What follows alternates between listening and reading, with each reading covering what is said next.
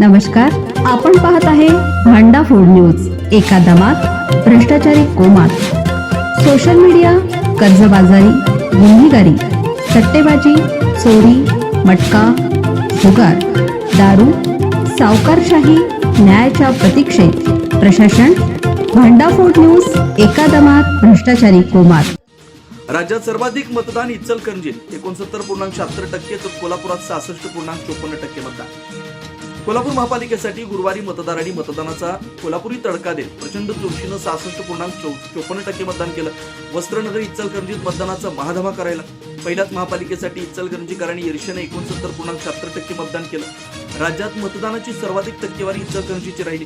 कोल्हापूर महापालिकेच्या 327 तर इचलकरंजी महानगरपालिकेच्या 230 अशा एकूण 557 उमेदवारांच्या भवितव्याचा शुक्रवारी फैसला होणार आहे. मतदानाचा कौल कुणाला, कोल्हापूर आणि इचलकरंजीच्या सत्तेच्या चाव्या कुणाच्या हाती हे आज दुपारपर्यंत स्पष्ट होणार आहे. कोल्हापुरात प्रचंड उत्साहात मतदान झालं. मतदान यंत्र बंद पडल्यानं मतदानासाठी झालेला विलंब, मतदार यादीत नाव नसल्यानं मतदानाची वाया गेलेली संधी, अन्य मतदान केंद्रावर नावं असल्यानं मतदारांची झालेली धावपळ, याचं बोगस मतदान झाल्याच्या घटना घडल्या.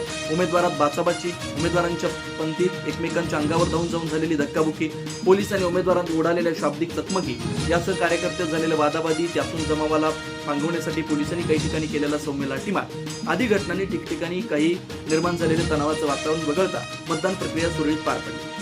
महापालिकेच्या 20 प्रभागातील 81 जागांसाठी 71 अपक्षांसह 327 उमेदवारांचं भवितव्य गुरुवारी ईव्हीएम मध्ये बंद झालं. राज्यातील महायुतीच्या घटक पक्षांनी कोल्हापुरातही एकत्र येत महायुती म्हणून निवडणूक लढवली. त्याला महाविकास आघाडीतील प्रमुख घटक पक्ष असलेल्या काँग्रेसनं शिवसेना उभाटा गटाला सोबत घेत आव्हान दिलं. महाविकास आघाडीतून बाहेर पडून राष्ट्रवादी काँग्रेस, शरदचंद्र पवार पक्षानं वंचित बहुजन आघाडी, आम आदमी पक्षाला सोबत घेत केलेल्या तिसऱ्या आघाडी आणि भाजपचा सहयोगी असलेल्या जनसुराज्य शक्तीने रिपब्लिकन पार्टी आठवले गटाला बरोबर घेत या निवडणुकीत रंगत आणली. त्यामुळे बहुतांश सर्वच प्रभागात गुरुवारी चुरशीनं आणि तितक्याच उत्साहानं मतदान झालं. सकाळपासूनच मतदानात अनेक ठिकाणी उत्साह होता. त्यामुळे सकाळी 7:30-8 वाजल्यापासून काही मतदान केंद्रांवर मतदारांच्या रांगा लागल्या होत्या. काही मतदान केंद्रावर मात्र सकाळपासूनच मतदारांची संख्या तुलनेने कमीच राहिली. सकाळी 9-10 वाजल्यानंतर मात्र मतदानाचा वेग वाढला. उमेदवारांच्या स्थानिक प्रभागात उमेदवारांचं प्राबल्य असलेल्या ठिकाणच्या मतदान केंद्रावर कार्यकर्त्यांचं मतदानाचा उत्साह जाणवत होता. त्यामुळे काही मतदान केंद्रावर दुपारी 12 वाजल्यापासून ते 3 ते 4 वाजेपर्यंत मतदानाच्या रांगा लागल्या होत्या. शहरातील प्रमुख पेठापेठांसह काही उपनगरात सुरत जाणवत होती.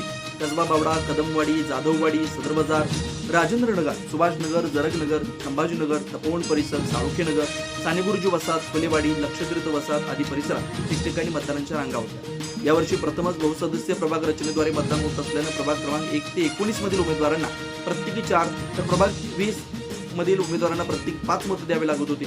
मतं देताना मतदारांचा विशेषतः महिला आणि वृद्धांचा गोंधळ होत होता. अनेकांना मतदान कसं करायचं समजून द्यावं लागत होतं. त्यातून मतदानाला विलंब होत होता. शहरात बहुतांश ठिकाणी कित्येक मतदारांच्या मतदान केंद्रात बदल झाले होते.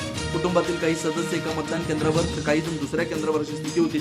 यामुळे केंद्र शोधणं, मतदान करताना अनेकांना मनस्ताप सहन करावा लागला. काही मतदारांना मतदान केंद्रावर आल्यानंतर मतदान दुसऱ्याच ठिकाणी असल्याचं समजलं. यामुळे मतदान केंद्रावर पोहोचताना त्यांना धावपळ करावी लागली. वयोवृद्ध मतदारांसाठी प्रशासनाने रिक्षाची व्यवस्था केली होती. त्यातून त्यांना मतदान केंद्रापर्यंत जाणून पुन्हा घरी नेऊन सोडलं जात होतं. दिव्यांग, वृद्ध मतदारांसाठी व्हीलचेअरची व्यवस्था केली होती. यावरून महापालिका कर्मचारी मतदाराला मतदान केंद्रात घेऊन जात होते.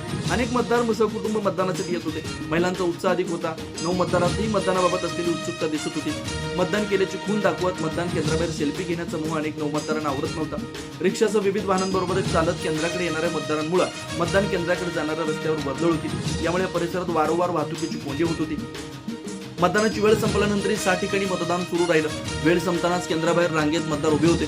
त्यांना टोकन देऊन मतदान प्रक्रिया सुरू ठेवण्यात आली. या केंद्रावर सायंकाळी उशिरापर्यंत मतदान प्रक्रिया सुरू होती. मतदानानंतर ईव्हीएम सील करून मतमोजणी ठिकाणी तयार झालेल्या स्ट्रॉंग रूम मध्ये नेण्यात आली. स्ट्रॉंग रूम बाहेर मोठा बंदोबस्त तैनात करण्यात आला होता.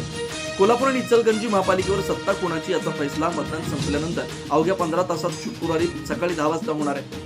शुक्रवारी मतमोजणी होणार असून सकाळी 12 वाजेपर्यंत बहुतांशी सर्व चित्र स्पष्ट होईल. दुपारी 1-2 वाजेपर्यंतच मतमोजणीची सर्व प्रक्रिया पूर्ण होईल अशी शक्यता आहे. कोल्हापूर महापालिकेच्या 81 जागांसाठी निवडणूक होते. महापालिकेवर सत्तेचा झेंडा फडकवण्यासाठी 41 बहुमताची मॅजिक फिगर कोण काढणार याबाबत उत्सुकता आहे. कुणाला किती जागा मिळणार याबाबत अनेक तर्कवितर्क लढवत अंदाज व्यक्त केले जातात. मात्र मतदार कोणाच्या बाजूने जाणार, कुणाला साथ देणार हे शुक्रवारी स्पष्ट होणार. 41 ची मॅजिक फिगर गाठत महायुती आपला झेंडा फडकवणार की काँग्रेस हा सर्वांवर पुन्हा भारी पडत सत्तेची हॅट्रिक साधणार, उद्या दुपारपर्यंत स्पष्ट होणार आहे. बहुतांश सर्वच मतदान केंद्रावर उमेदवारांकडून तसेच त्यांच्या कुटुंबियांकडून मतदानाचं स्वागत केलं जात होतं. प्रभागातील सर्व मतदान केंद्रावर उमेदवार भेट देत होते. त्याबरोबर नातेवाईक, प्रमुख कार्यकर्ते भेटी देत होते. यामुळे काही उमेदवार त्यांच्या नातेवाईकांची दमछाक होत होते. राज्यात महापालिका निवडणुकीसाठी 2015 पासून निवडणुकीच्या शाईसाठी मार्करचा वापर केला जातो. या निवडणुकीत मार्कर वापरण्यात आला, मात्र मार्करची शाई लगेच धुवून जात असल्याची तक्रार काहींनी केली. काही ठिकाणी मार्करची शाई योग्य प्रकारे लावली जात नसल्याचं सांगितलं जात होतं.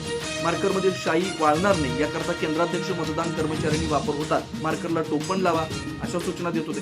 मतदान प्रक्रियेसाठी सर्वत्र पोलिसांचा कडकूट बंदोबस्त तैनात करण्यात आला होता. पोलिसांच्या मागील होमगार्डचं जवानी होते. किरकोळ प्रकार वगळता कुठेही मोठा अनुचित प्रकार घडला नाही. संपूर्ण मतदान प्रक्रिया सुरळीत पार पडली. न्यू पॅलेस परिसरातील प्रिन्स शिवाजी शाळेतील केंद्रासमोर भाजप आणि काँग्रेसच्या महिला उमेदवारांची शाब्दिक चकमक उडाली. त्यात पोलिसांना मध्यस्थी करावी लागली. मंगळवार पेठेतील ताराराणी विद्यालय केंद्रावर दोन्ही महिला उमेदवारांचे पती एकमेकांच्या अंगावर धावून गेले. त्यातून शिवीगाळ, धक्काबुक्कीचा प्रकार घडला. मतदान केंद्राजवळ होणारी गर्दी पोलीस सतत पांगवत होते. त्यातून न ऐकणाऱ्या कार्यकर्त्यांना लाठीचा प्रसाद देत पांगवलं जात होतं. काही ठिकाणी प्रतिस्पर्धी उमेदवारांच्या कार्यकर्त्यांत वादावादी होत होती. त्यात पोलिसांनी मध्यस्थी करावी लागली.